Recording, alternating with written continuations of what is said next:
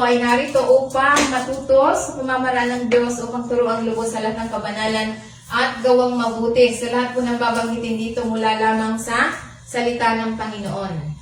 At hindi ito salita ng tao or salita ng science.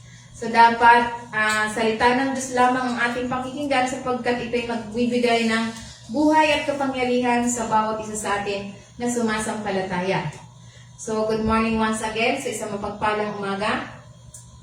So kaya nga ano ba yung ating pag-uusapan na magandang balita na sinasabi sa Biblia?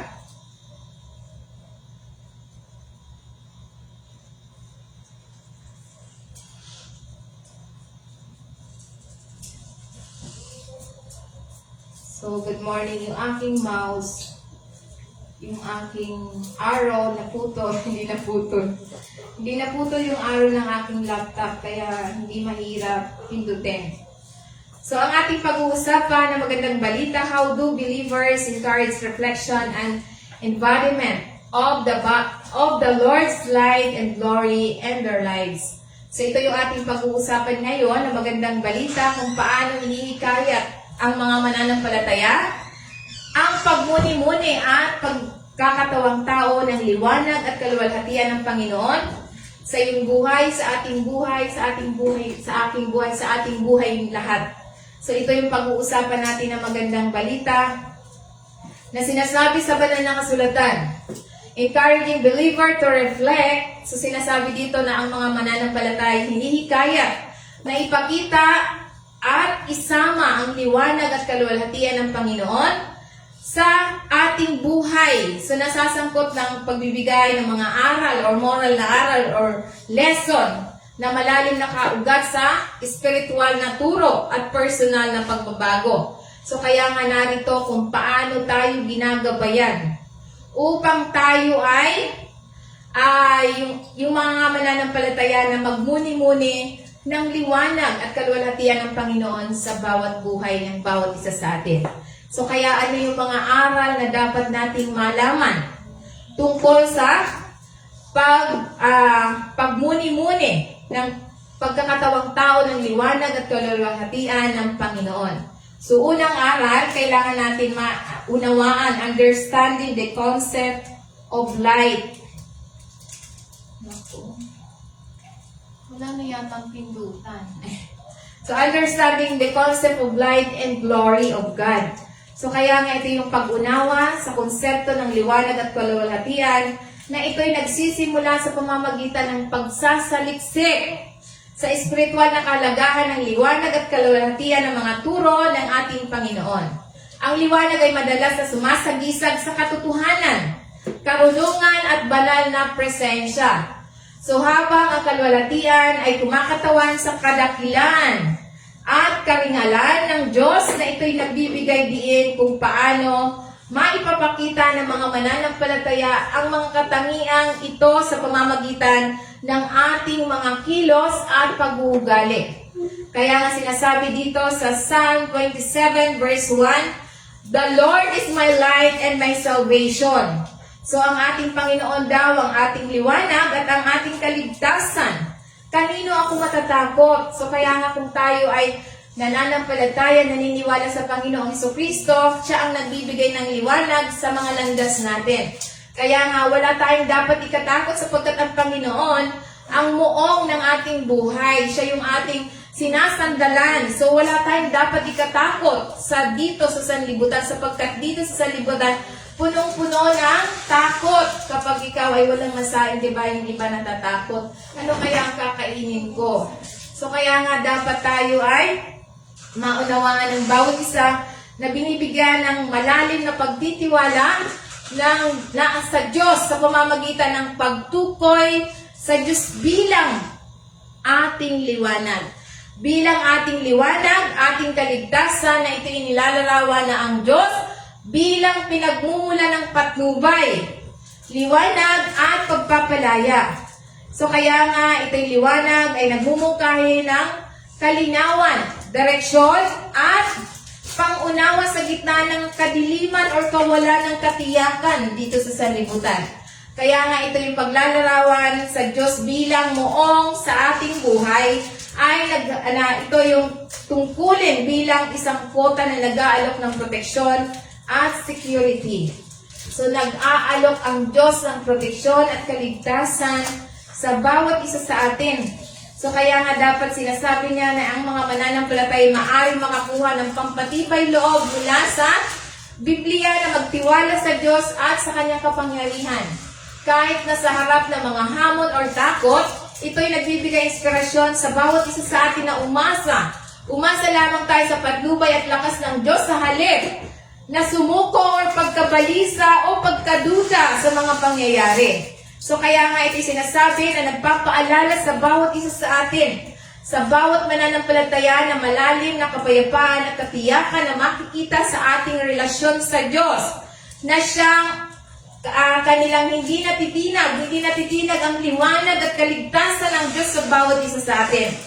Na dapat nating maunawaan ang liwanag at ang kalwalhatian ng Diyos ay hindi natitinag. Kaya nga ito'y mahalaga na dapat natin bigyan ng time ang Panginoon. So sinasabi sa banal na kasulatan,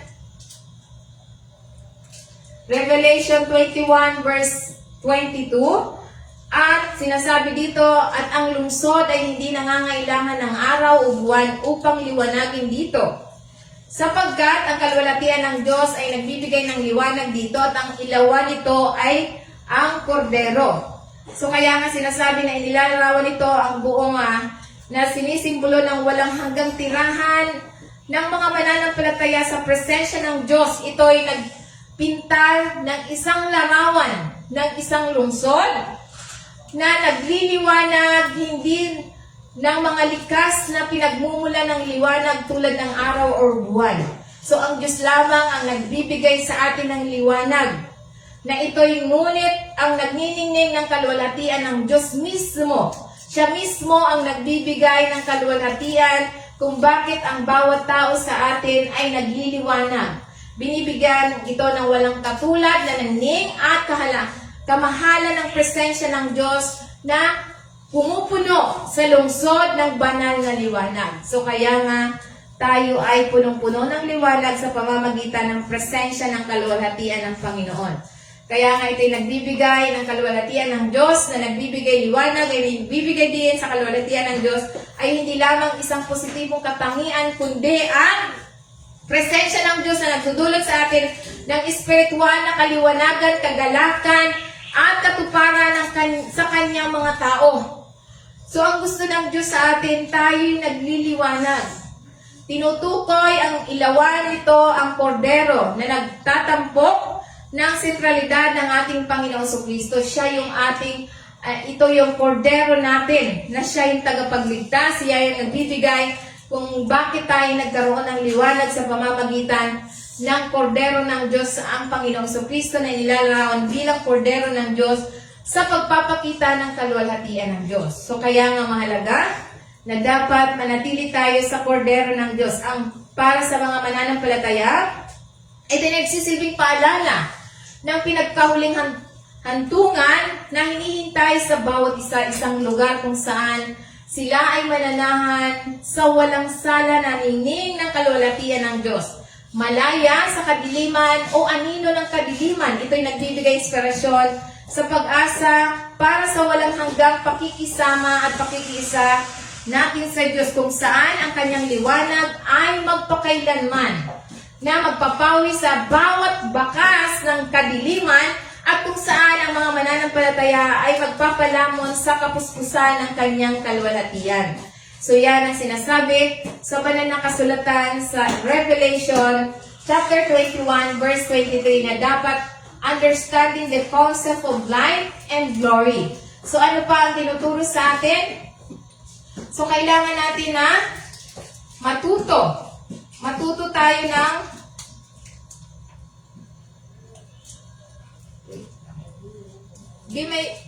may panundot ka ba dyan? Yung kahit stick, nakailalim na yung hindi ko mapindot. So sinasabi lesson number 2, dapat mayroon tayong nag-aaral tayo ng pag-aaral ng banal na kasulatan, studying scripture. So dapat nag-aaral tayo dapat hindi tayo tumitigil sa pagbabasa ng Biblia. So, hinihimok tayo bilang mananampalataya na tayo ay yung ating sarili dapat naka-align tayo sa banal na kasulatan.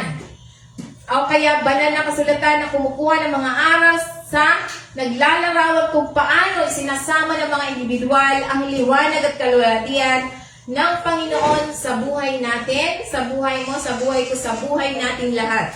Na ito'y sinasabi na ang mga katangiang ipinapakita ng mga propeta, mga espiritual na mga pinuno. So kaya mahalaga na dapat tayo ay piliin natin na tayo ay manalangin na ituro tayo sa tamang katuruan. Sapagkat kung mali ang ating katuruan, sayang lamang yung pagpapagod natin, sayang yung oras kung hindi naman tama ang ating natutunan or hindi tama yung ating pinagninilay-nilayan na salita ng Panginoon, salita ng tao ang kanilang pinagninilay-nilayan. Kaya nga sinasabi sa banal na kasulatan sa Psalm 119 verse 105, "Your words is a lamp for my feet and a light on my path." So kaya nga this verse highlight the profound importance of God's word as a source of guiding and illuminating. Sinasabi dito na ito yung kahalagahan ng salita ng Diyos bilang pinagmumula ng patnubay at liwanag para sa mga mananampalataya. Kaya nga sa paghahambing ng salita ng Diyos, ang isang lampara at liwanag, ipinahayag kung paano nagbibigay direksyon ng kalinawan ng mga turo ng Diyos sa paglalakbay sa bawat buhay natin. So kaya nga ang salita ng Diyos, ito yung ating lampara. Para kung gusto natin na hayahayang buhay, dapat pag-aralan natin ang salita ng Panginoon.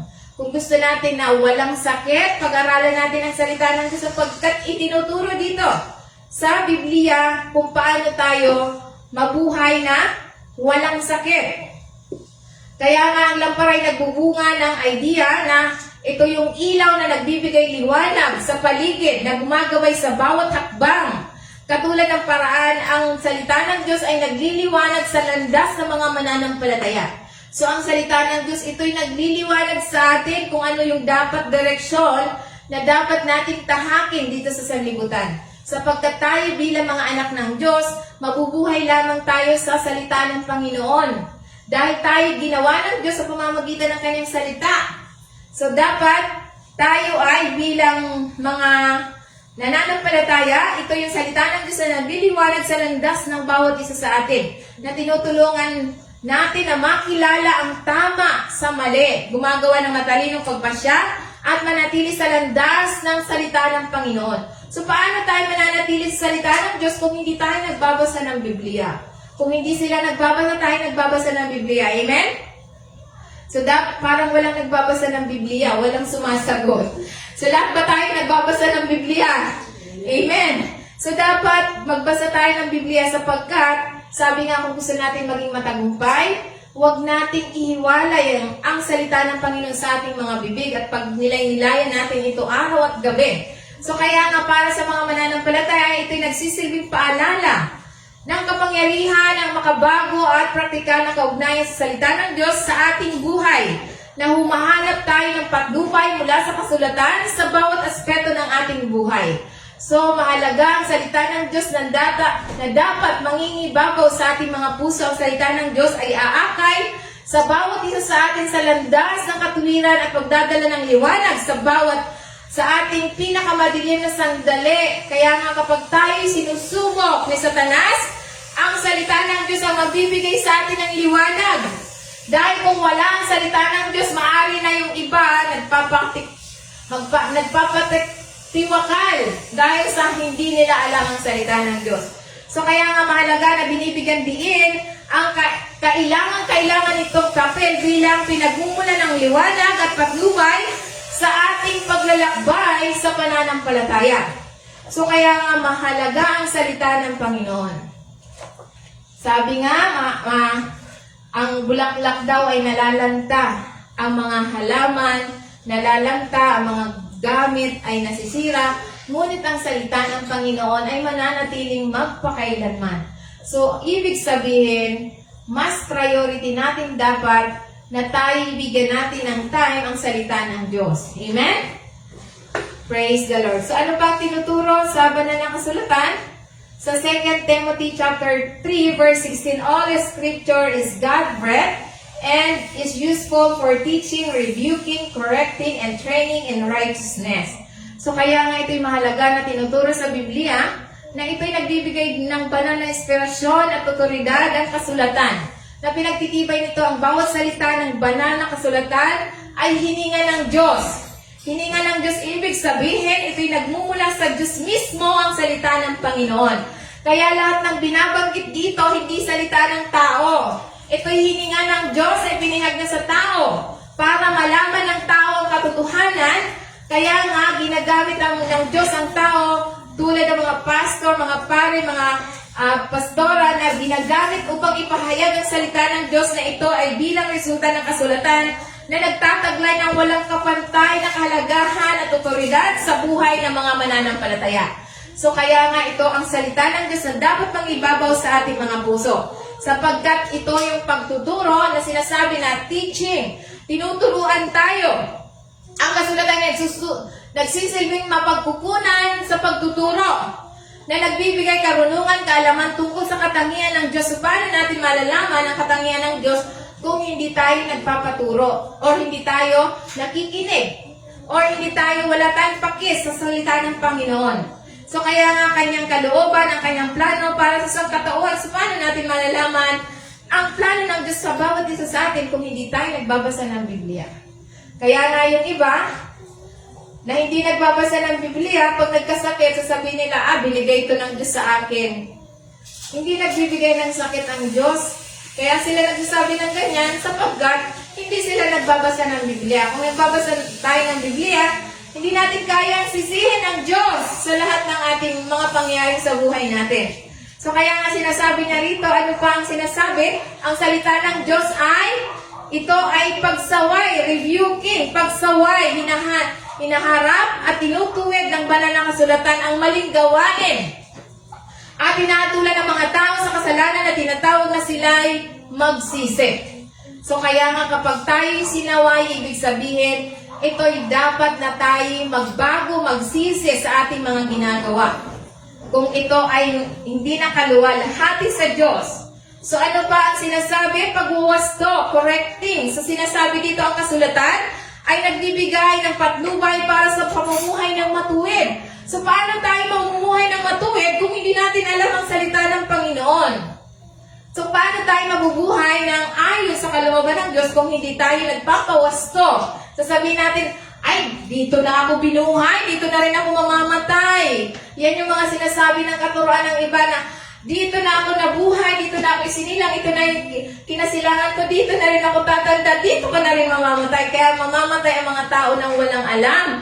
Kaalaman nila, pero dahil sa kakulangan sa pagbabasa ng Biblia, nananatili sila sa katuruan ng mga tao at hindi sa salita ng Panginoon. Ito yung kasulatan na nagbibigay ng patnubay para sa pamumuhay ng matuwid, nag-aalok ng pagtutuwid, at patnubay kapag ang mga mananampalataya ay lumiis ng landas. So ano pa tinuturo sa banal na kasulatan? Training in righteousness. So tinuturuan tayo, sinasanay tayo sa katuwiran. So katuwiran, ano ang katuwiran na dapat manatili sa atin? Hindi katuwiran ng tao. So dapat katuwiran ng salita ng Diyos. So paano natin malalaman ang katuwiran ng salita ng Diyos kung hindi tayo nagbabasa? So kailangan natin magbasa na ito'y sinasangkapan ng kasulatan sa mga mananampalataya para sa banal na pamumuhay at ginagabayan sila sa pagbuo ng makadiyos sa katangian at pag-uugali. So kaya nga, ito yung sinasabi na mahalaga na dapat tayo mag-aral. Pag-aralan natin, magbasa tayo ng Biblia, kaya nga nire-record sa atin ng Panginoon na kung gusto natin na walang sakit, kung gusto natin na hayahay ang buhay, kung gusto natin na naging matagumpay, first priority natin ang pagbabasa ng Biblia. Yan ang mahalaga na salita ng Panginoon. Sapagkat sinasabi niya na tayo ay pagiginhawahin. Magiging matagumpay tayo sa lahat ng ating mga landas kung tayo ay may panahon sa salita ng Panginoon. Na ito'y binibigyan ng mga mananampalataya, binibigyan ng napakahalagang papel ng kasulatan sa kanilang espiritual na paglago at pag-unlad. So napakahalaga Napakahalaga. Hindi lang mahalaga, pinakamahalaga ang salita ng Diyos para tayo ay lumago, umunlad. So, paano tayo lalago kung hindi ka nagbabasa ng Biblia?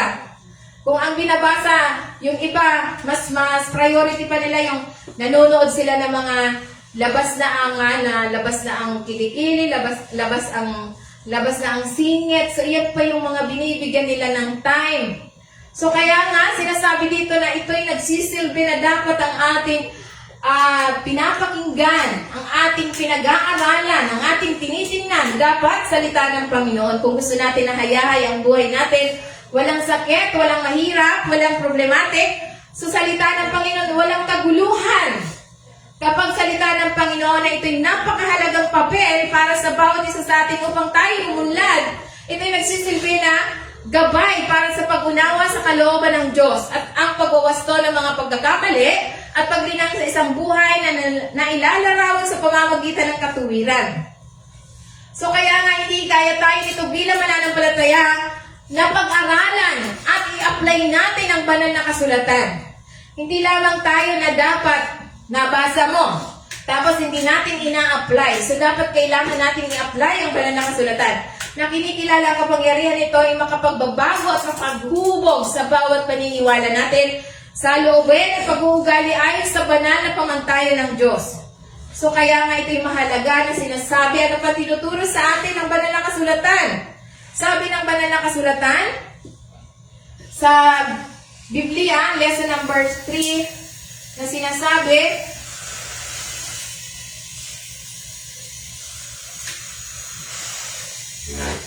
so dapat mayroon tayong practicing virtuous living. So, sinasabi sa banal na kasulatan na practicing virtuous living na sinasabi sa Matthew 5 verse 16. Na sinasabi dito na ito hinihikayat ang mga mananampalataya, yung practicing virtuous living, hinihikayat tayo bilang ang mga katangian tulad ng pakikiramay, pagpapakumbaba, pagpapatawad, at integridad sa pang-araw-araw nating buhay. Ito yung kahalagahan na binibigyan din ng kahalagahan na tayo mamuhay. Paghahanay sa mga aksyon at mga espiritual na kahalagahan at prinsipyo.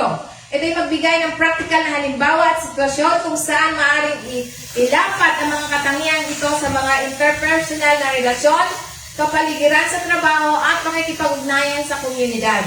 So kaya nga sinasabi sa Matthew 5 verse 16, paslangin ang iyong ilaw sa harap ng iba upang makita nila ang iyong mabubuting gawa at walatian nila ang iyong Ama na nasa langit. So kaya nga sinasabi dito na ito'y sinasabi ng banal na kasulatan na itinuturo sa atin bilang mga mananampalataya ang matuwid na pamumuhay at ang kaharian ng Diyos. Na sinasabi dito ang mga tagasunod na mamuhay na may katangian ng mabubuting gawa at katuwiran upang masaksihan ng iba ang kanilang mga aksyon at magbigay kaluwalhatian sa Diyos na binibigyan ito ng kalagahan ng pagiging positibong impluensya sa mundo at pagpapakita ng liwanag ng pagmamahal at kabutihan ng Diyos sa bawat isa sa atin. So kaya nga ito yung practicing virtuous living.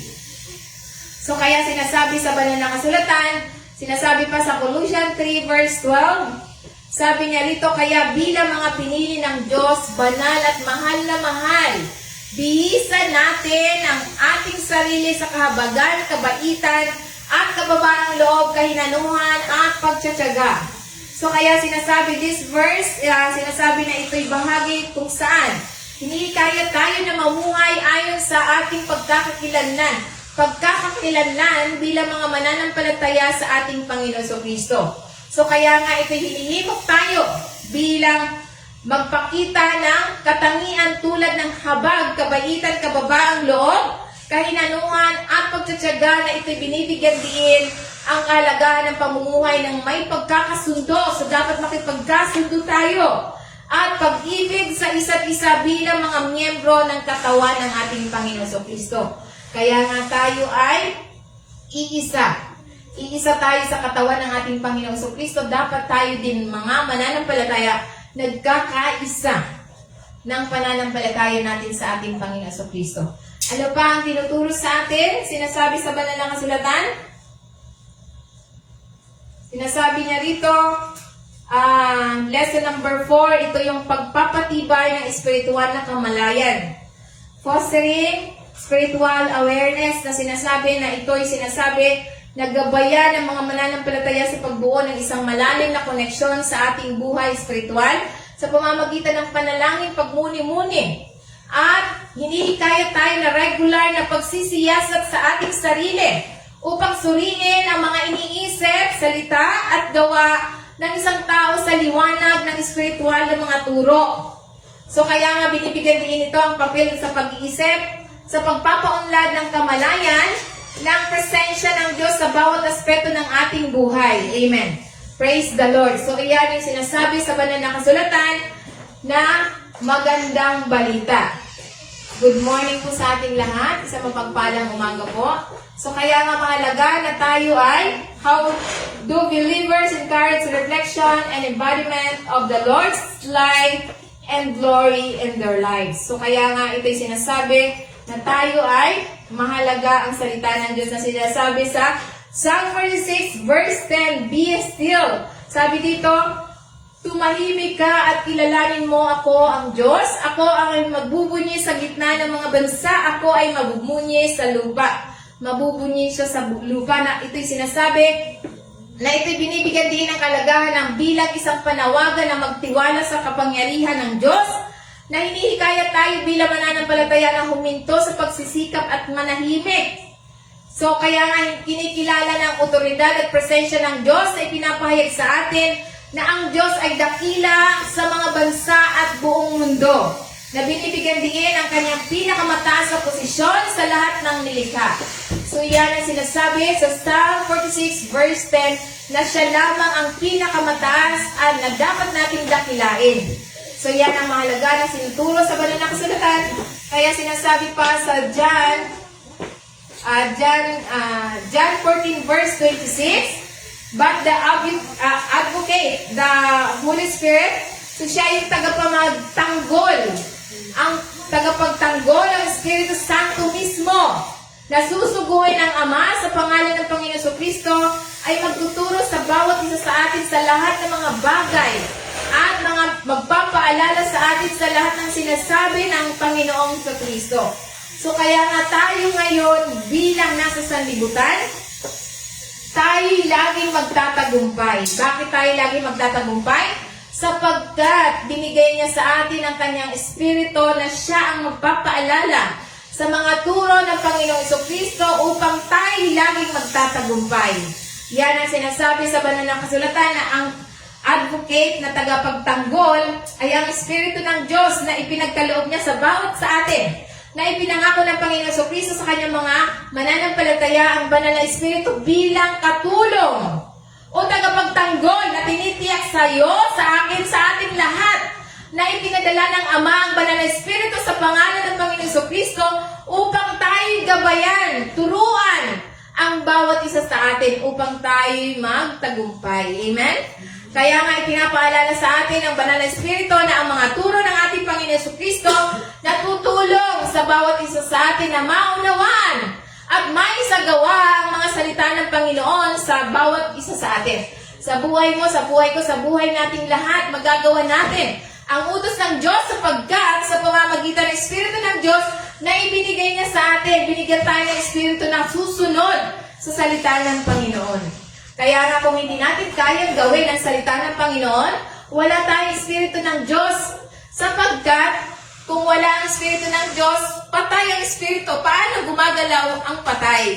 So kaya nga kung nabuhay ng Espiritu natin sa pamamagitan ng pananampalataya natin sa Panginoon Jesucristo, ito'y magpapaalala sa atin na kaya natin gawin ang lahat ng mga bagay dito sa libutan sapagkat tayo ay binigyan ng tagapagtanggol, gumagabay sa bawat landas ng ating buhay. So kaya nga ito sinasabi na ito yung papel ng Banal na Espiritu sa buhay ng bawat isa sa atin. Buhay mo, buhay ko, buhay nating lahat ng mga mananampalataya na nagbibigay sa atin ng kaaliwan, patnubay at pangunawa sa bawat paglalakad na kasama ng Diyos sa buhay natin. Amen? So kaya yan ang mahalaga na tayo ay mayroon tayong spiritual. Kaya anong dapat natin gawin para lagi tayong magtagumpay? Sa tuwing tayo nananalangin, ina-acknowledge natin ang banal na Espiritu ng Diyos sapagkat siya ang nagtuturo upang maalala natin ang lahat ng tinuro ng Panginoon Jesucristo sa pamamagitan ng pagpapahayag ng banal na Espiritu Santo. Kaya tayo ay magtatagumpay. Amen? Ano pa ang tinuturo sa atin bilang mga anak ng Diyos, bilang sumasampalataya? Na sinasabi sa banal na kasulatan, lesson number 5, service and charity. Ito yung paglilingkod at pagkawang gawa. Na ito hinihikayat ang mga mananampalataya na aktibong makibahagi sa mga gawain ng paglilingkod at pag-ibig sa kapwa bilang pagpapahayag ng ating pananampalataya. Itinuturo nito ang kahalagahan ng pagiging hindi makasarili at pagiging bukas palad sa pagpapalaganap ng liwanag. So kaya nga tayo ngayon, unti-unti na tayo na dapat tayo ay mag-house to house. Payag ba kayo dyan? Kasi kailangan natin ipalaganap ang liwanag ng Panginoon. Hindi yung nasa comfort zone lang tayo. So dapat mayroon tayong once a week na tayo ay ipahayag natin ang liwanag ng Diyos. So sapagkat sinasabi dito na ito yung kaluwalhatian ng Panginoon sa mga nangangailangan. Ayusin ang mga pakikipagnayan sa komunidad at magboluntaryo upang magbigay ng praktikal na pagkakataon para sa isang serbisyo. Kaya nga nagpapasalamat ako sa mga nag-offer kahit hindi ako nagsasalita, at least nagkusang loob. Amen? So yan yung sinasabi na dapat tayo ay may pagkakaisa sa mga gawain. Kanya-kanya tayong mga responsibilities sa pagpapalago ng pagkakaisa sa katawan ng ating Panginoon Kristo. Kaya sinasabi pa niya rito sa Hebrews 13 verse 16, at huwag kalimutang gumawa ng mabuti at ibahagi sa iba, sapagkat ang gayong mga hain ay kinalulugdan ng Diyos. Kaya nga sinasabi niya sa banal na kasulatan na hinihikayat tayo bilang mga mananampalataya na magsagawa ng mga gawa ng kabaitan at pagbubukas palad sa iba. Ito binibigyan din ng kalagahan ng mga hindi pagpapabaya sa mga pagkakataong gumagawa ng mabuting gawa at ibahagi ang mayroon. Mayroon sila sa mga nangangailangan. So inimimungkahin ito, ang gayong mga pagkilos ay nakalulugod sa Diyos at nagpapahiwatig na ang mga gawa ng kabaitan at pagbabahagi ay tinuturing na mga sakripisyo na pagpaparangal sa Diyos. So kaya nga kapag tayo nagbabahagi, ito yung sakripisyo din natin. Nagbabahagi tayo ng oras, tulad ng paglilinis sa dito. Paglilinis, nagbabahagi tayo ng oras, sakripisyo yan. Kaya nga sinasabi na ito'y nagpaparangal sa Diyos kapag tayo nagsasakripisyo para sa Panginoon. Kaya nga sinasabi niya sa banal na kasulatan, sinasabi niya sa 1 Peter chapter 4, verse 10. Sabi niya rito, ang bawat isa sa inyo ay dapat gumamit ng anumang kaloob na natanggap ninyo upang maglingkod sa iba bilang mga tapat na katiwala ng biyaya ng Diyos sa iba't ibang anyo nito. So kaya nga ito sinasabi na hinihikayat tayo ni Pedro bilang mananampalataya na gamitin ang mga espiritual na kaloob sa ating pagtanggap mula sa Panginoon upang maglingkod sa iba. Ito'y binibigyan din ng kalagahan ng pagsasagawa, pagngangasiwa, at binibigyan din ng mga kaloob na ito na binibigyan sa pamamagitan ng biyaya ng Diyos at dapat gamitin ng tapat para sa pakinabang ng iba at sa kaluwalhatian ng Diyos. So kaya nga ito'y binibigyan din ang idea ng bawat mananampalataya ay pinagkakatiwalaan ng mga natatanging kakayahan at talento upang mag-ambag sa pagtatayo ng katawan ng ating Panginoon Jesucristo at sa katuparan ng mga layunin ng Diyos. So kaya nga mahalaga yung pagkakaisa natin sa pagpapalaganap ng Ebanghelyo ng ating Panginoon Jesucristo. Kaya nga mahalaga ang salita ng Panginoon na lagi nating sandata. Kaya ano pa ang tinuturo sa atin bilang mga believers? So ano yung sinasabi sa banal na kasulatan? Lesson number 6, promoting unity and harmony. So kaya sinasabi sa banal na kasulatan na ito yung pagsulong sa pagkakaisa. Ito yung sinasabi sa banal na kasulatan na kahalagahan ng pagpapaunlad ng pagkakaisa sa loob ng mga komunidad at lipunan sa pangkalahatan. So kaya nga tinuturuan tayo bilang mananampalataya na malampasan ang pagkabahabahagi batay sa lahi, batay sa reliyon, or batay sa mga status or economic or sa status ng lipunan. Yakapin ang lahat ng mga sangkatauhan bilang mga anak ng Diyos. So itinataguyod nito na yung pagkakasundo at pagkapayapa, pakikipamuhay bilang paraan upang ipakita ang pagkakaisa at pagkakaiba sa isang banal. Iba ng banal. Kaya nga sinasabi niya sa Ephesians 4 verse 3, sinasabi dito, gumawa ng lahat ng pagsisikap sa pananatili ng pagkakaisa ng Espiritu sa pamamagitan ng bigkis ng kapayapaan. So kaya nga ito tinuturo sa atin na binibigyan din ng kalagahan ng pagpapanatili ng pagkakaisa sa loob ng katawan ng mga mananampalataya. Na pinadali ng Banal na Espiritu Santo na ito binibigyan din ito ang pangangailangan para sa pananampalataya na aktibong ituloy at mapanatili ang pagkakaisa. Na kinikilala ito bilang mahalaga para sa kalusugan at pagiging epektibo sa simbahan. So kaya nga ito sinasabi yung pagkakaisa ng Espiritu ay nagbibigay diin sa espiritual na pagkakaisa na ibahagi ng mga mananampalataya bilang mga miyembro ng katawan ng ating Panginoon Jesucristo. Ito'y lumalampas sa mga pagkakaiba ng kultura at personalidad na pinag-iisa ng mga mananampalataya sa kanilang iisang pananampalataya at relasyon sa Diyos sa pamamagitan ng banal na Espiritu ng Diyos. So kaya nga, kahit na ano ang lahi mo, kahit na tayo maitim, maputi, or mayaman, or mahirap, tayo ay iisa lamang ang Espiritu na ibinigay ng Diyos sa bawat isa na dapat tayong magkakaisa. Dahil walang pagkakaiba-iba sa Panginoon. So yan yung sinasabi sa banal na kasulatan na hindi hikayat tayo na bilang mananampalataya na gawin ang lahat ng pagsisikap upang panatili ang pagkakaisa na ito'y binibigyan din ng responsibilidad sa bawat mananampalataya sa pag-ambag, sa pagkakaisa at kapayapaan sa loob ng komunidad ng pananampalataya. Kasama sa pagsisikap na ito ang pagsasagawa ng pagpapakumbaba, pasensya at pagmamahal sa isa't isa.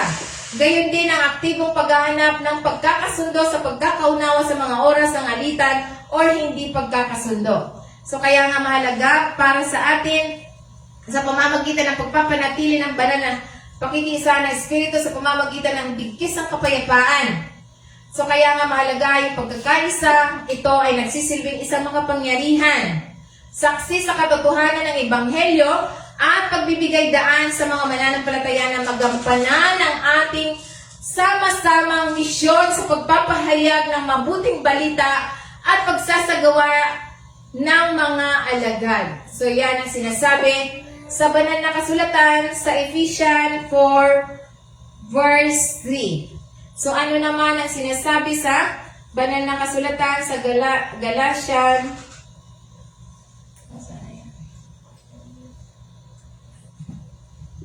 So kaya nga mahalaga sa banal na kasulatan. So sinasabi dito sa Galatians 3 verse 28. So hindi ko na madaling pindutin ang aking laptop na hindi nasira yung araw. So kaya nga sinasabi na walang Hudyo or walang Hintil, walang alipin or malaya, walang lalaki or babae. So tayo pantay-pantay matatagpuan sa Ebanghelyo ng ating Panginoon Jesucristo. Tayong lahat ay pantay-pantay. Na ito'y binibigyan din ng Panginoon Jesucristo sa lahat ng pagkakaiba at pagkakabahabahagi maaring umiral sa lipunan ng mga ito na tayong pantay-pantay para sa Panginoon. Kaya nga sinasabi sa Galatians 3 verse 28, walang Hudyo or Hintil, walang alipin or mayalaya, walang lalaki o babae sapagkat kayong lahat ay iisa sa ating Panginoon Jesucristo. Kaya nga yung iba sasabihin nila, ay hindi pinayayagan ng Diyos na magsalita daw yung mga babae sa simbahan o hindi daw pwede maging pastor. So ito yung katunayan na walang pagkakaiba, lalaki or babae pwede magpahayag ng salita ng Panginoon. Malaya tayo na magpahayag ng salita ng Panginoon. Ito sinasabi na laganap na sinasabi na lalaki at babae na praktikal na lipunan kung saan malinaw na tinutukoy ang mga tungkulin ng kasarian na nagpapatunay ng pagkapantay-pantay ng mga lalaki at babae sa pamamagitan ng ating Panginoon Jesucristo. Ito yung parehong kasarian ay may pantay na halaga sa kalagahan ng mata ng Diyos. So kaya nga, hindi na pantay-pantay tayo. Babae or lalaki pwede magpahayag ng salita ng Diyos. Ito yung pagbabagong kapangyarihan ng Ebanghelyo upang wasakin ang mga hadlang at pag-isahin ng mga mananampalataya mula sa pagkakaibang pinagmumulan na sa isang katawan. Ang katawan ng ating Panginoon Jesucristo, ito binibigyan din ito ang ating pagkakakilanlan bilang mga tagasunod ng ating Panginoon Jesucristo ay pumapalit sa anumang iba pang mga palatandaan ng pagkakakilanlan. At ang ating pakikipag-isa ay nakabatay sa ating karaniwang pananampalataya sa ating Panginoon Jesucristo. Kaya nga, ito pa ay tinuturo na dapat lagi tayo ay maging mangunguna sa pamamagitan ng halimbawa. Iyon yung lesson number 7. Leading by example. So tayo mangunguna na ito yung nangunguna sa pamamagitan ng halimbawa bilang isang pinuno o tagapayo, huwaran ng mga prinsipyo na nagpapakita ng pagsasanig ng liwanag at kalwalhatian ng ating Panginoon Jesucristo sa ating sariling buhay. So magpakita ng integridad, pakikiramay at pagpapakumbaba sa ating pakikipag-ugnayan. Magbahagi ng mga personal na karanasan at patutuo na naglalarawan ng pagbabagong kapangyarihan ng espiritual na pamumuhay. So kaya dapat tayo ay magpatutuo sa ating buhay na naging example tayo sa halimbawa ng ating Panginoon Jesucristo. So kaya nga sinasabi niya sa Titus chapter 2 verse 7, sa lahat ng mga bagay, ay bigyan mo sila ng halimbawa sa pamamagitan ng paggawa ng mabuti. Sa iyong pagtuturo ay ipakita ang integridad at pagiging seryoso. So kaya nga tayo tinuturuan na sinasabi na ito'y nagpapakita ng halimbawa para sa pamamagitan ng pamumuhay na nilalarawan sa kabutihan at integridad. So ito binibigyan din niya ang kalagahan na hindi lamang pagtuturo kundi pati na rin ang pagpapakita sa pamamagitan ng mga aksyon sa isang tao ang mga prinsipyo ng pananampalatayang Kristiyano. So kaya nga ito binibigyan din ang kalagahan ng personal na paggawi o integridad ng Kristiyano sa pamumuno ng ministeryo. So kaya sinasabi niya sa banal na kasulatan, iyan ang tinuturo sa Titus chapter 2 verse 7. Ano pa ang tinuturo sa atin? Sa 1 Corinthians chapter 11 verse 1, follow my example as I follow the example of our Lord Jesus Christ. So sabi niya rito, ito yung sinasabi ni Apostle Pablo. Sinulat ni Apostle Pablo ay binibigyan din ang kalagahan ng pagtulad sa ating Panginoong Jesucristo at pagsunod sa halimbawang ipinapakita ng mga espiritual na pinuno. Hinikaya tayo ni Pablo bilang mga tagasunod na tularan ang kanyang sariling pag-uugali at may babala na siya ay sumusunod din sa halimbawa ng ating Panginoon Jesucristo. So kaya nga mahalaga na dapat nating tularan. Kaya nga ito binibigyan din ni Pablo ang prinsipyo ng pagiging disipulo at pagtuturo sa loob ng pamayan ng Kristiyano. So ang mga mananampalataya ay tinawag na obserbahan at tularan ng mga buhay ng mga may gulang na Kristiyano na luhuwaran at pagiging katulad ng ating Panginoon Jesucristo sa ating mga pag-uugali, kilos at pananalita.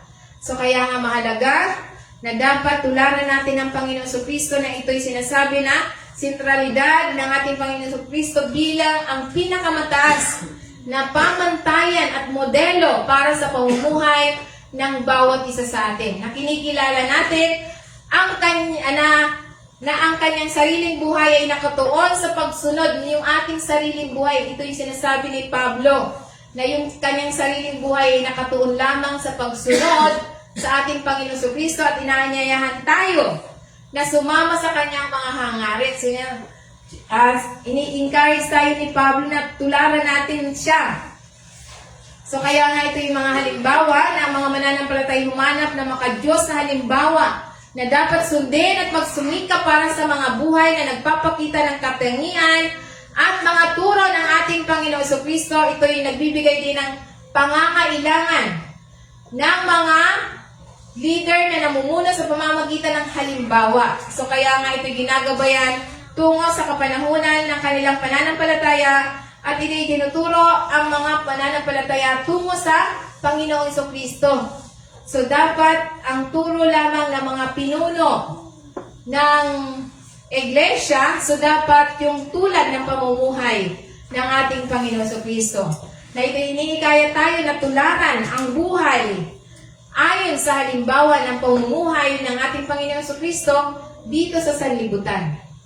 Nung ang Panginoong Jesucristo ay nabuhay sa sanlibutan, siya ay nagpakumbaba siya.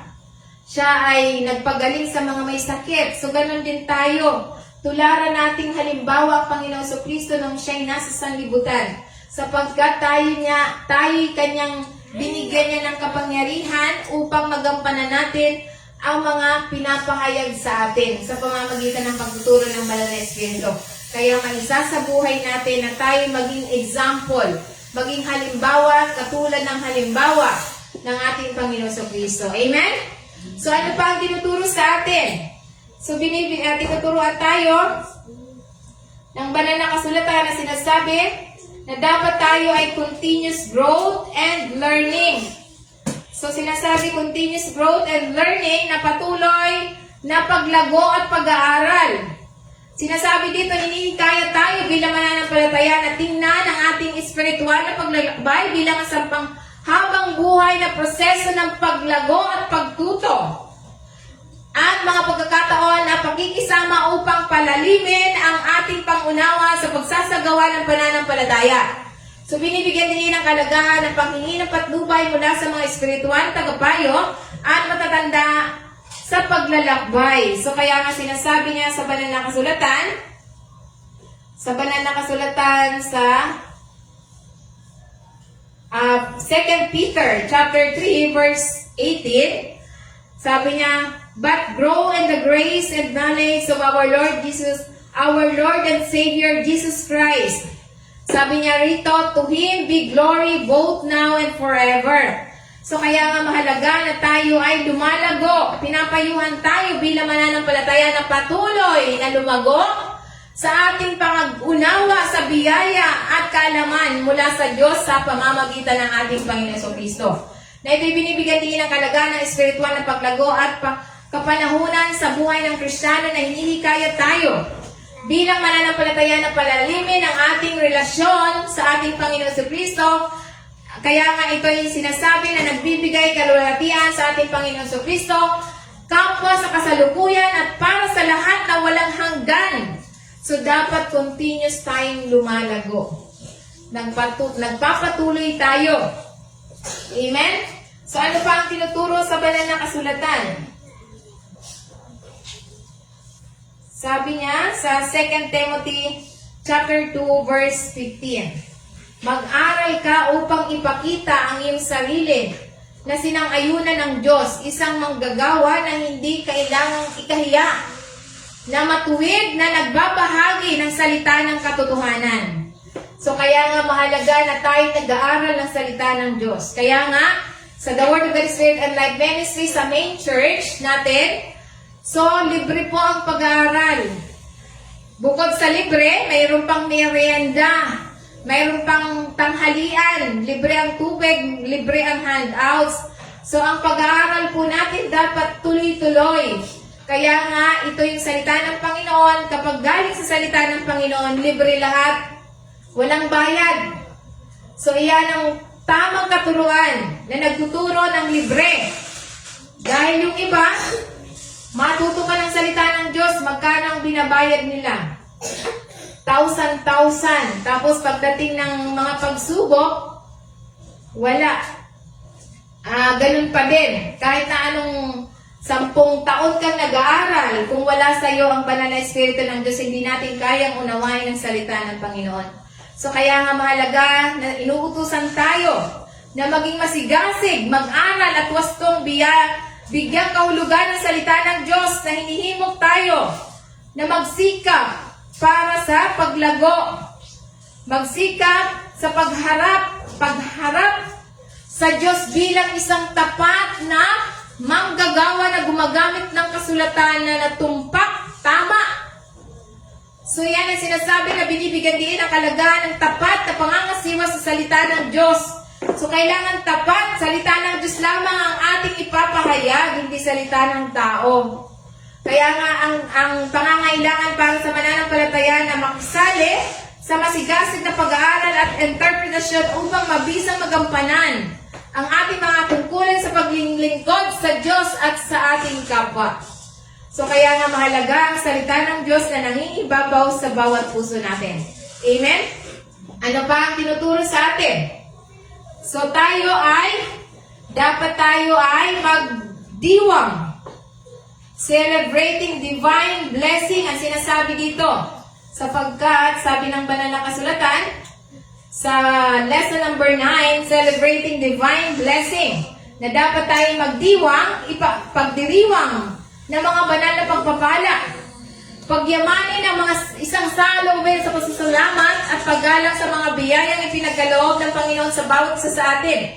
Hinihikayat tayo bilang mananampalataya ay pagdiwang at kilalanin ng mga pagpapakita ng mga banal na liwanag at kalwalhatian sa ating buhay. Sa pamamagitan ng mga sandaling kagalakan, tagumpay at espiritual na paghahayag, linangin ang pakiramdam ng pagkamangha at paghanga sa mga ministeri ng banal. So ano ang dapat natin gawin kapag tayo nagsiselebrate? Celebrating divine blessing na tayo ipinapagdiwang natin ang banal na pagpapala ng Panginoon. Kaya nga sinasabi niya rito sa 1 Chronicles chapter 16 verse 34, give thanks to the Lord for He is good, His love endures forever. So dapat tayo magbunyi, dapat tayo magpasalamat sa Diyos. So dahil sa mga pagpapalang ibinigay niya sa atin, na nagsisilbing paalala sa atin ang katapatan ng Diyos at matatag na pag-ibig ng Diyos sa bawat isa sa atin. Sa kanyang bayan na binibigyan tayo ng lakas, likas sa kabutihan ng Diyos at ang kanyang patuloy na pagpapakita ng pag-ibig at awa sa buong tao niya, sa buong mundo na sumasampalataya sa kanya. Amen? Praise the Lord. So dapat tayo laging magdiwang sa pamamagitan ng pasasalamat dahil sa kabutihan na ginawa ng Diyos, ang kahalagahan ng pasasalamat at papuri sa buhay ng isang mananampalataya na nagbibigay diin sa kabutihan at walang hanggang pag-ibig ng Diyos bilang dahilan ng patuloy ng pasasalamat at pagsamba. So huwag tayong titigil ng pasasalamat at pagsamba sa Diyos, lalong-lalo na hanggat hindi pa natin nakakamta ng ating hinihingi, dapat tayong magpasalamat lagi. Yan ang sinasabi sa banal na kasulatan. Ano pa ang tinuturo sa atin bilang mananampalataya? So sinasabi sa Exodus chapter 23 verse 25, so you shall serve the Lord your God, and He will bless your bread and your water, and I will take away sickness from among you. So sabi niya, tayo maglingkod sa Diyos. Dahil kapag tayo naglingkod sa Diyos, hindi tayo magugutom.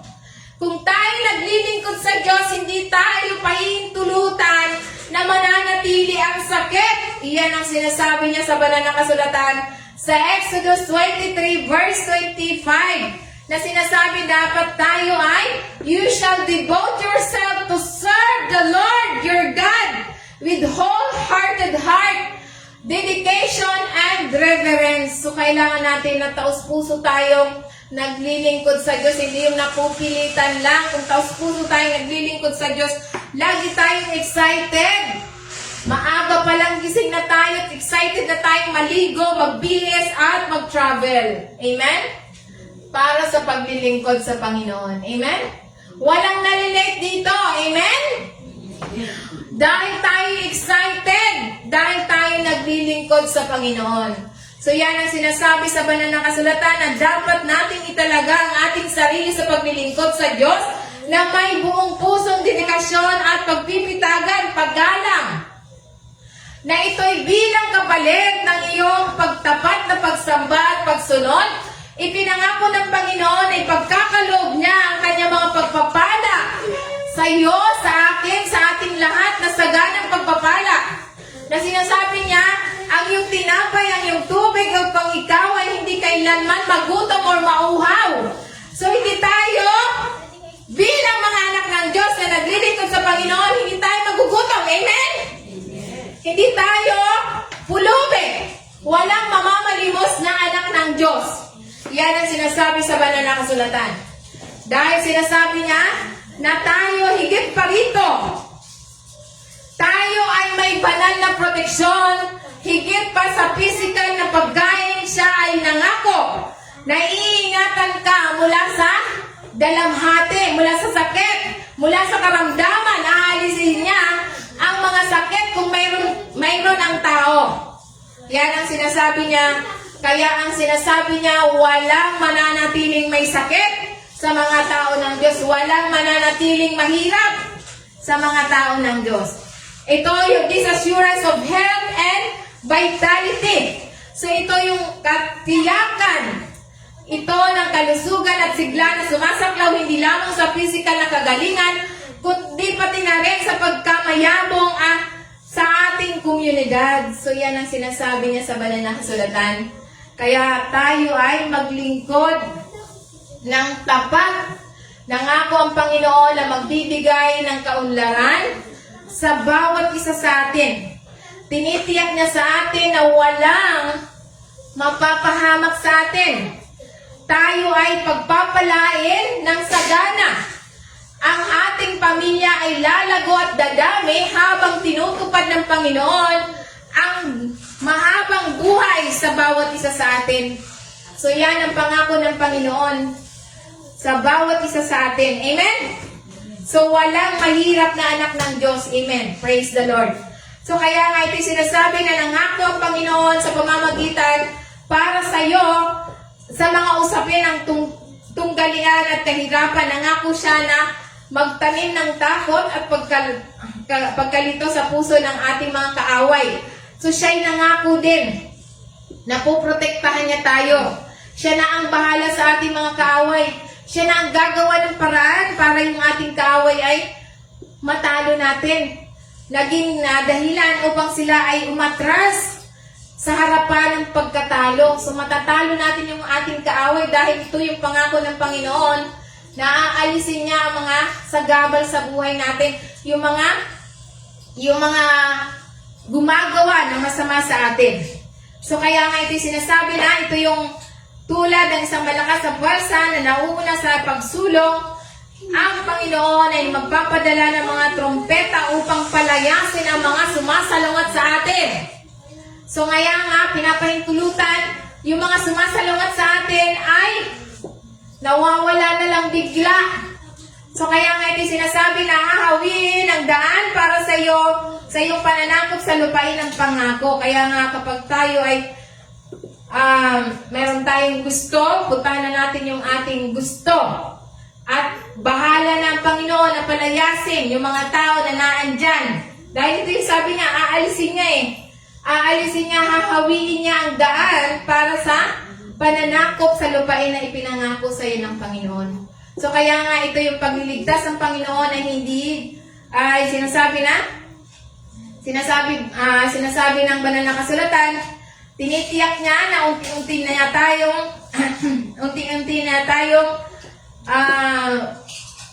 tinitiyak niya na unti-unti niyang palalayasin ang mga naninira sa ating lupain. At hayaan kang unti-unti na sakupin at manahin ang teritoryo na ipinangako ng Diyos sa bawat isa sa atin. Amen? So, iyan ang pangako ng Panginoon sa atin. Kaya nga sinasabi niya sa banal na kasulatan, ito yung kanyang provision, proteksyon, ay walang hangganan. Habang itinakda ng Panginoon ang malawak na hangganan sa lupain ng kanyang itinakda para sa kanyang mga tao. Kaya nga ito yung sinasabi na mula ilang hanggang malaking ilog, ipinangako ng Panginoon na ibibigay ang lupain sa mga naninirahan sa mga taong sumasampalataya sa Panginoon. So kaya yan yung sinasabi sa banal na kasulatan na dapat ito'y sinasabi na sa pagitan ng Diyos at ang kanyang piniling tao na ito'y binibigyan din ng katumbas sa katangian ng debosyon at pagpapala sa pamamagitan ng hindi natitinag na pangako ng kanyang sa ating paglilingkod. Ang kanyang mga tao ay natitiyak ng kanyang paglalaan. So, tinitiyak ng Diyos na tayo, binibigyan niya tayo ng proteksyon, paglalaan, kasaganaan. Kapwa sa physical at spiritual na mga pagpapala ay ibibigay ng Diyos sa atin. Amen? So, kaya nga ano pa ang sinuturo sa atin? Dahil tayo pinagpala ng Panginoon, sabi niya rito sa Colossians 3 verse 23, whatever you do, work at it with your whole being for the Lord and not for men. So ano daw yung ating ginagawa? Gawin natin itong lahat para sa Panginoon at hindi para sa tao. So kaya nga kung saan, sinasabi na, ang mga mananampalataya ay mamuhay bilang sumusunod sa ating Panginoon Kristo. Ito'y binibigyan din ang kalagahan ng pag-alay sa sarili. Inaalay natin ang ating sarili ng buong puso, ano man ang ating gagawin or ginagawa, ito'y inaalay natin sa Panginoon at hindi para sa tao. Kaya ito'y sinasabi na hindi tayo iba yung iba, nagtatrabaho lamang dahil may nakatingin, may supervisor, may amo, may boss.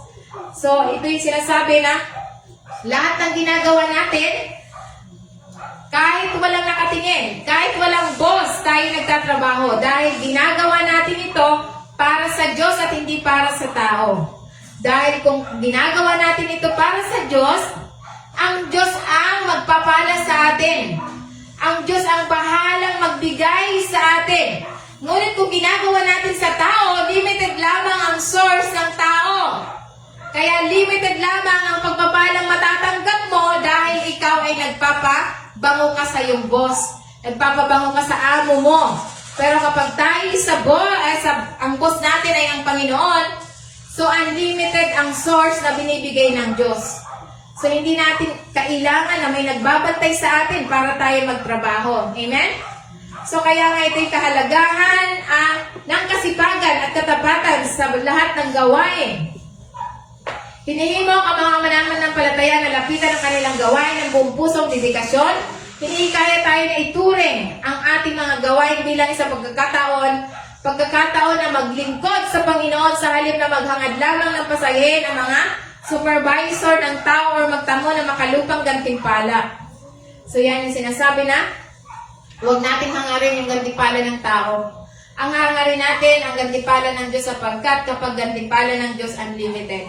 Amen? Unlimited ang source na binibigay ng Diyos. Kaya nga yung spiritual na sukat at gawain, iniingkayat ang mga mananampalataya na panadalihin ang integridad at kahusayan sa lahat ng aspeto ng ating buhay. So kaya nga ito hinihikayat tayo bilang mananampalataya na panatilihin ang mataas sa pamantayan ng kahusayan at integridad sa ating mga gawain na kinikilala ang ating sukdulang pananagutan sa Diyos. Itinatampok nito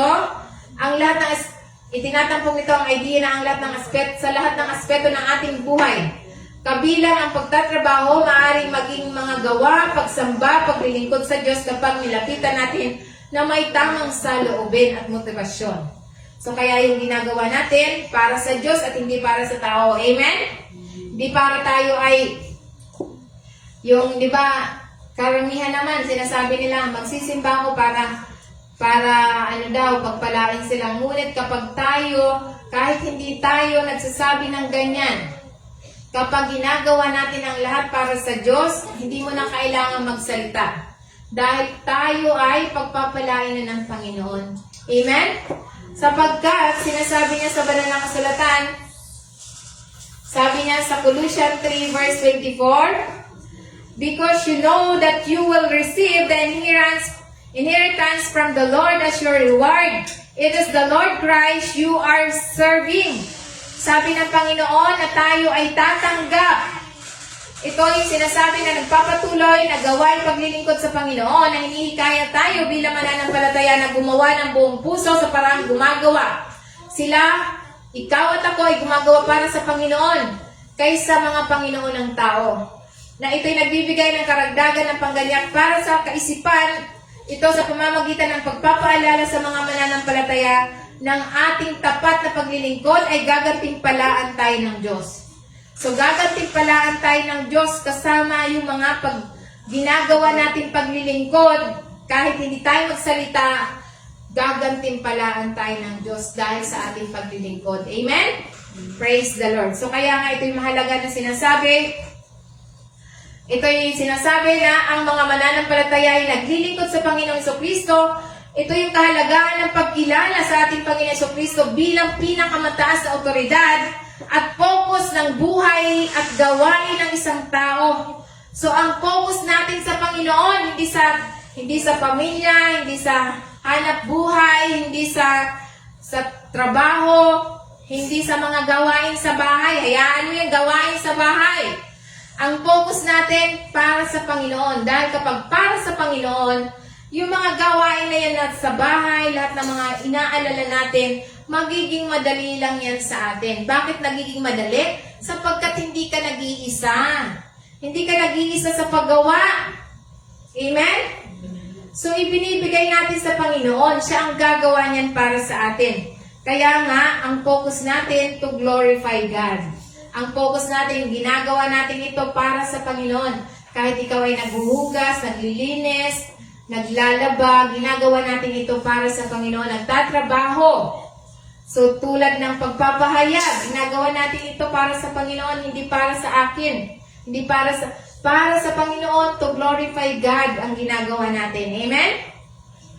So, dahil sa sinasabi sa banal na kasulatan, kaya nga ito pa sinasabi ng banal na kasulatan, sinasabi niya sa 2 Corinthians chapter 8, verse 9, sabi niya, sapagkat nalalaman ninyo ang biyaya ng ating Panginoon Jesucristo, na bagamat siya'y mayaman, gayon may nagpakadukha dahil sa inyo, upang sa pamamagitan ng kanyang karuphaan ay magsiyaman kayo. Amen. Praise the Lord. So, yan ang dahilan kung bakit tayo bilang mga anak ng Diyos ay hindi mahirap. Amen? Walang mahirap. Nasa isip lang ng taong mahirap. Sasabihin nila na, ipinanganak akong mahirap, mamamatay din silang mahirap. Parang tulad, dito na ako isinilang dito sa relihiyon na to, dito na rin ako mamamatay. So, kasalanan mo yon. Hindi na kasalanan yun ng Diyos. Nasa atin na lahat ng source na binibigay ng Diyos. Kung iyan ang nasa isip mo na maging mahirap ka talaga dahil iyon yung iniisip mo. Kaya nga tayo ay naging mayaman na sapagkat sa pamamagitan ng Panginoong Jesucristo tayo pinayaman. Naging mahirap siya para tayo maging mayaman. Dapat alam natin yan. Amen? Alam natin. Amen? Alam natin? Mayaman na tayo. Kaya kahit na tayo bilang mga anak ng Diyos, kahit hindi pa natin nakikita ang kayamanan, magpapahayag na tayong mayaman tayo sapagkat tayo anak ng Diyos. Hindi yan kahambugan. Ang kahambugan, ipinagmamalik mo na ikaw ay yumaman dahil sa iyong pagsisikap. Tayo ay yumaman dahil sa pananampalataya natin sa Panginoon. Dahil hindi natin magagawang maging mayaman kung wala ang Diyos sa buhay natin. Amen? So kaya nga sinasabi niya, ito yung nagsisilbing isang makapangyarihan paalala. Sa lalim ng pag-ibig ng ating Panginoon Jesucristo, ang pinakahuling halimbawa na walang pag-iimbot na pagbibigay sa kapakanan ng iba.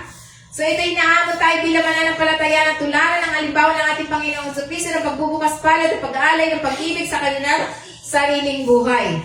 So ano pa ang tinuturo sa atin? Sabi sa 1 John chapter 5 verse 15, and if you know that He hear us. So alam natin.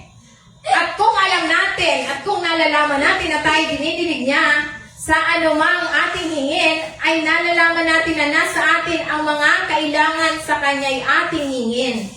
So, kaya nga tayo ay mayaman. Amen? Kahit na ano daw ang hingin natin, makakamta natin. Amen? Iyan ang sinasabi niya sa 1 John chapter 5, verse 15. Na sinasabi niya rito na ito yung saan ito yung pagtitiwala natin at paglapit natin sa Diyos na kung tayo humihingi sa anumang bagay, tayo ay pakikinggan. Pakikinggan niya tayo. Hindi naman niya sinabi na tingnan mo kung kaya sa sarili mo na kaya mong gawin na maging mayaman ka. Ay, nagmamayabang na tayo pag ganon. So kaya tayo magiging mayaman dahil ang Diyos ang gumagawa para sa atin. Sa ating pagsisikap, hindi natin kayang yumaman. Diba? Kung naalala nyo, sino ba yung nakasama ko dun sa kabila? Sabi niya sa akin, sabi, ano daw? Napakalaki daw ng kita ko. Napakalaki daw. Pero pagdating ng gutom pa rin daw. Kaya ako nagiging gutom dahil wala ang Diyos sa buhay ko. Hindi ko magagawa na maging matagumpay ang buhay ko kung wala siya sa buhay. Kung wala ang Diyos sa buhay ko. Kahit anong pagsisikap natin. Kung wala ang Diyos sa buhay natin, hindi natin kaya maging matagumpay. Amen? So kaya nga, iyan yung sinasabi sa banal na kasulatan, na sinasabi na ito'y pinagtitibay ang katiyakan na mayroon ng mga mananampalataya.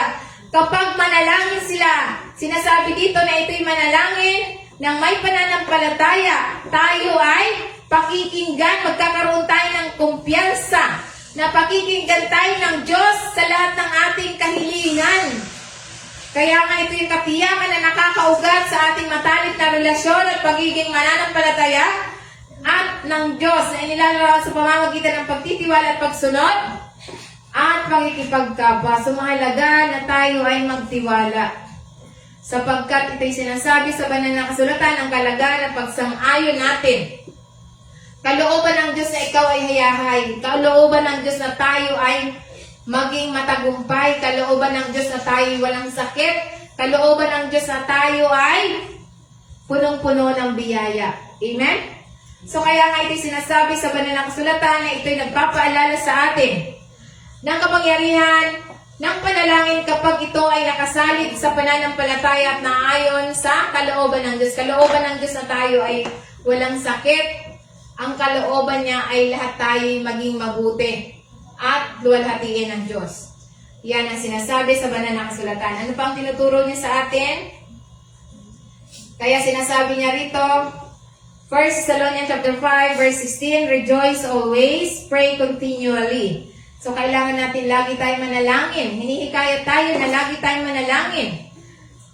Panatilihin ang espiritu ng kagalakan, magiging matyaga sa panalangin at linangin ang puso ng pasasalamat sa lahat ng sitwasyon ng ating buhay. Kinakailangan na naayon sa kalooban ng Diyos sa pamamagitan ng pananampalataya natin sa ating Panginoon. So lagi tayong magagalak at lagi tayong mananalangin. Amen. So kaya yung sinasabi sa banal na kasulatan, kaya nga sa kabila ng mga pagsubok tayo magpasalamat sa Ama. Sinasabi nga sa banal na kasulatan, oh, may gulay, natanggal na pati yung isa. Natanggal na pati isa. So, kaya sinasabi niya sa 1 Thessalonians chapter 5, verse 18, give thanks in all circumstances, for this is God's will for you in Christ Jesus. So, dapat tayong laging magpasalamat. Dahil ito yung sinasabi sa paglalakad at sa pamamagitan ng pananampalataya, pagpapaunlad ng pasasalamat at kasiyahan sa pamamagitan ng pagkilala sa mga pagpapalang ipinagkaloob ng Diyos sa bawat aspeto ng ating buhay. Ito yung saloobin ng pasasalamat na linangin ang isang pakiramdam ng katuparan at kagalakan anuman ang panlabas ng mga pangyayari. Lagi tayo nagpapasalamat sa Diyos. So yan ang sinasabi sa banal na kasulatan. Ano pa ang tinuturo sa atin? So sinasabi niya rito, lesson number 10.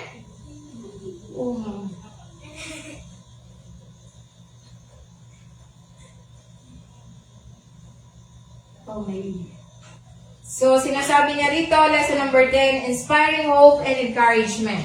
So, kaya nga ito'y binibigyan ng inspirasyon sa mga mananampalataya na manatiling matatag sa kanilang pananampalataya at pangako na isama ang liwanag at kalwalhatian ng Panginoon kahit nasa harap ng mga hamon o kahirapan. Ito'y nag-aalok ng mga salita ng paghihikayat at katiyakan na hango sa mga sagradong espiritual na mga turo. Pinapaalala sa atin ang pangako ng banal na patnubay at biyaya para sa mga lumalakad sa katuwiran. Kaya nga ito'y sinasabi sa banal na kasulatan sa Isaiah 40 verse 31.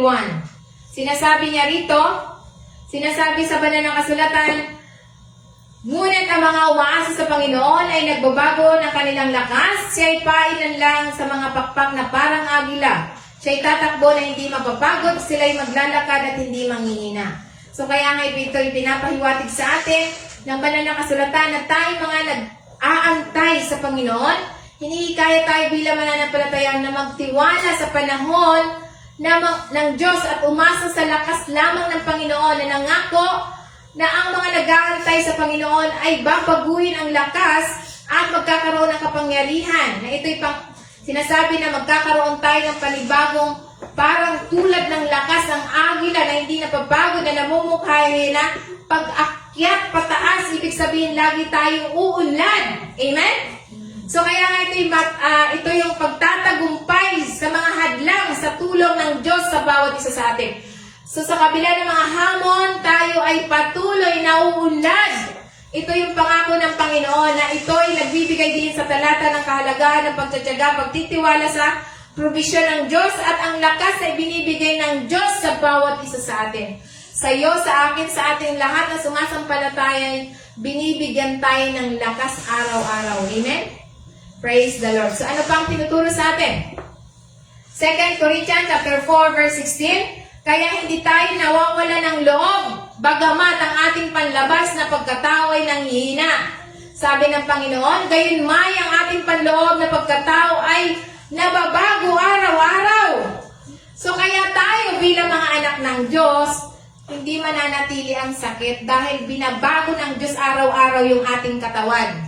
Amen? Basta tayo naglilingkod sa Kanya at isinasabuhay natin ang salita niya, tayo ay hayahay, walang sakit, walang kahirapan. Ito'y sumasalamin sa katatagan ng espiritual at lakas na mananampalataya sa kabila ng mga hamon ng kanilang kinakaharap sa buhay. Ito'y nagbibigay sa atin ng dapat tayong maging matatag. Na hinihikaya tayo na huwag tayong mawalan ng pag-asa, huwag tayong mawalan ng loob, huwag tayong manghina. Huwag tayong masiraan ng loob kahit na dumaranas tayo ng mga paghihirap o kahirapan o mga hamon. Na inahambing ito ng panlabas sa physical at pagpakabulok na maaaring mangyari sa panlabas. Ngunit ang espiritual na pagpapanibago ay patuloy na nagaganap. So patuloy tayong binabago. Kaya nga kapag ang espiritual natin ay malakas, ang ating physical ay tufalong malakas. Kaya nga sinasabi ng Panginoon, seek ye first the kingdom of God. So, ibig sabihin, kapag ang spiritual natin ay malakas, ang katawan natin ay i-restore ng Diyos ang kalakasan. Kung ikaw ay nanghihina sa physical mo, dahil malakas ang spiritual mo, susunod na yung katawan mo. Dahil ang pinakamahalaga, yung spiritual life natin na maging malakas. Amen? So, kaya nga sinasabi, ito yung pagbabagong kapangyarihan na mananampalataya na patuloy, na proseso, na espiritual na paglago at pagpapanibagong nararanasan ng mga mananampalataya. Ito yung kahalagahan ng pagpapanatili ng walang hanggang pananaw at pagtitiwala sa pagpapala ng Diyos. Kahit na sa gitna ng mga pagsubok at kapigatian. Kaya nga ito'y nagsisilbing mapagkukunan ng pampatibay loob para sa mga mananampalataya na magtiyaga sa kanilang paglalakbay sa pananampalataya. Batid na ang Diyos ay kumikilos sa loob mo, sa loob ko, sa loob nating lahat na nagbabago at nagpapalakas sa bawat araw natin. Araw-araw ay kumikilos ang Diyos sa loob mo, sa loob ko, sa loob nating lahat. Amen? Kaya tayo ay lagi tayong malakas. Amen? Praise the Lord. Glory to God. So ano pa ang tinuturo sa atin? Sinasabi dito sa Romans 15 verse 13, sabi niya, puspusin nawa kayo ng Diyos ang pag-asa ng buong kagalakan at kapayapaan habang nagtitiwala kayo sa Kanya upang kayo mag-umapaw sa pag-asa at sa pamamagitan ng kapangyarihan ng banal na Espiritu. So kaya nga ito'y sinasabi na mararanasan natin ang kapuspusan at kagalakan, kapayapaan at pag-asa na nagmumula sa pagtitiwala natin sa Diyos. Kinikilala na ang Diyos bilang pinagmumula ng pag-asa, hinihiling na mag-umapaw sa bawat puso natin ng mga pagpapala sa buhay ng mga mananampalataya sa pamamagitan ng kapangyarihan ng banal na Espiritu.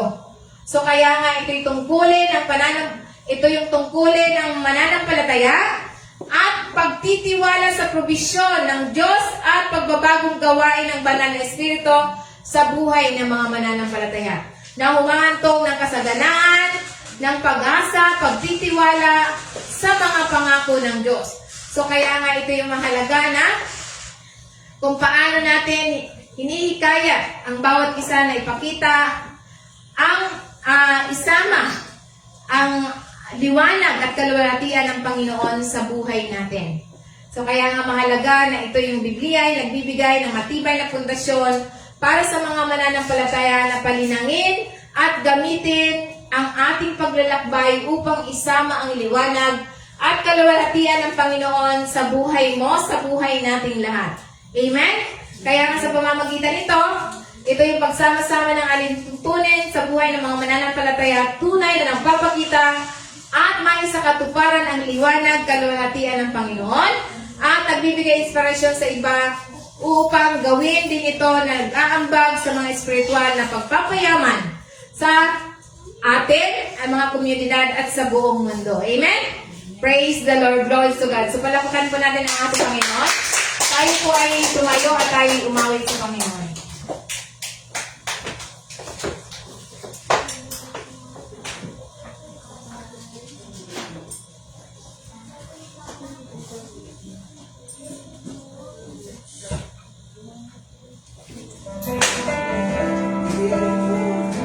So ang magpapray sa baptize and offering si Sis Hermie.